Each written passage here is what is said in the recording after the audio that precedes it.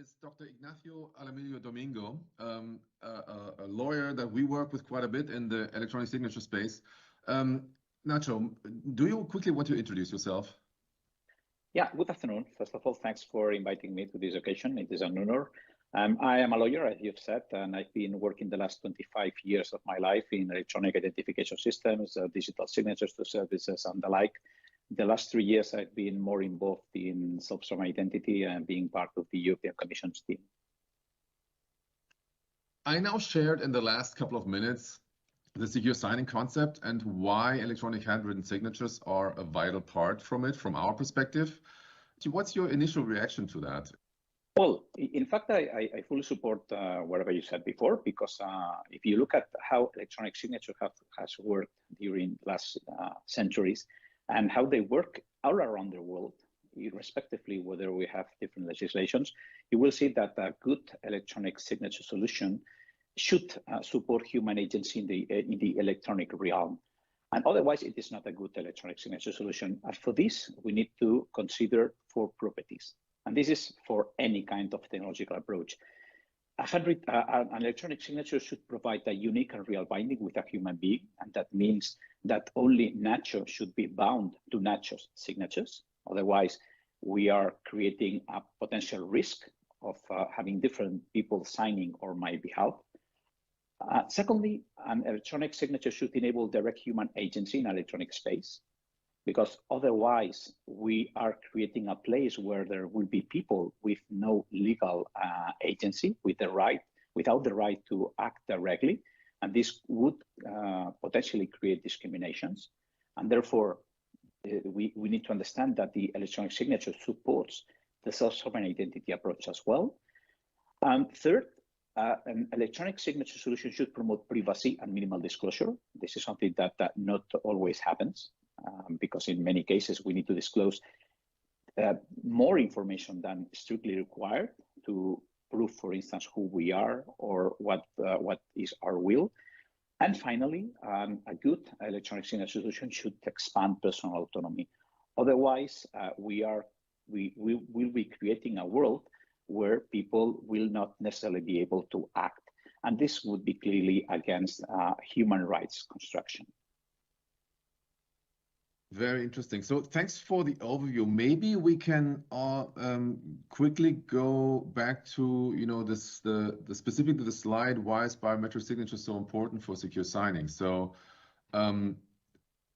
with this construction of the signature basically expressing the will and at the same time helping to verify the identity, can you talk about this from a legal perspective a little bit? Yeah, of course. If you look at how signatures work in real world, and they have worked in the last centuries, they have been associated to 2 particular functions. One, the main function, of course, is to declare will, to perform a legal act where you assume that you are in agreement with a written text, like a contract, for instance. And this is nice because it happens even if you do not clearly or fully understand the text. So in many cases, we go upon notaries and they explain to us the content, and then we say, okay, we agree to that and we sign. But this is not sufficient in the electronic world. In the electronic world, specifically in the new digital spaces that are arising right now, we need something additional. We need the second function. And the second function is precisely to prove who we are. In the electronic ink signature, this is something that happens after. In the case of a conflict, you are able to verify if I was the legitimate signatory by having a forensic examiner. But in the digital space, we need to link both functions at the same time, meaning that as you are putting in your diagram, you should reuse the electronic signature that you are generating for declaring your will as a factor for authenticating yourself. In this sense, if Nacho is producing a handwritten signature to say that Nacho is in agreement with the content of a contract, we can reuse this biometric signature as a factor to prove that Nacho is actually Nacho. When you combine this with other authentication factors, for instance, like a facial identification in a device under your subject control, then you have best of both worlds. You have the declaration of will, but you have the identity of the signatory even before the signature is executed, before the contract is executed. This will increase the warranties for everyone, but especially for Nacho, that he will be able to self-assert his identity, or even better, in a future world, we could be deriving from our national ID cards or other legal documents our identity credentials to bind these credentials with our declarations of will. Therefore, we are creating a better world for signatories and for relying parties. So what you're saying is really interesting. So you're saying that basically we use the same signature to put onto the contract to declare the will, as we are doing to verify the identity of the person. And using then SSI technology, we could even then link to a government-issued identity, and therefore creating this really strong link. Yeah, that's precisely the point. So if you look at the diagram, you see that we are using the handwritten signature, which is a fact that occurred in the physical world, but in the digital world as well, for these two purposes. First purpose is Nacho is declaring his will. Second purpose, Nacho is proving that Nacho is Nacho. When this is bound with other authentication factors in a strong authentication mechanism, then you pack both functions into one. You get a very strong document fulfilling with full evidential value of both things. And this is something interesting because you will reduce fraud. You will reduce the number of times you need to go into court to discuss, and you will be getting something which is even better than qualified signatures. Now, you also mentioned other digital worlds. So what did you mean by that? Yeah, for instance, if you look at how Metaverses are appearing right now, these are new types of digital spaces that are super big communities. So they go beyond Web 2.0, which was the space, for instance, for Facebook, companies, and the like.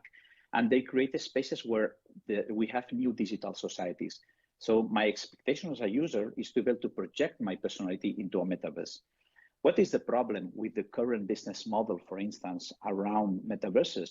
That it is starting to follow the classical business model for communities. In that business model, there is an owner of this digital space that decides through a contract everything we can do. And this is a potential issue because we should be able to exist into that particular digital spaces like they are like new universes that we should be able to exist without having that much dependency on a third party. In this sense, if you want to move yourself into a metaverse, your expectation is to have legal rights. Your expectation is not to be erased or expelled from digital space just because you are behaving in a different way as provided for in the contract, which generates constitutional issues. And you will have the legal right to act.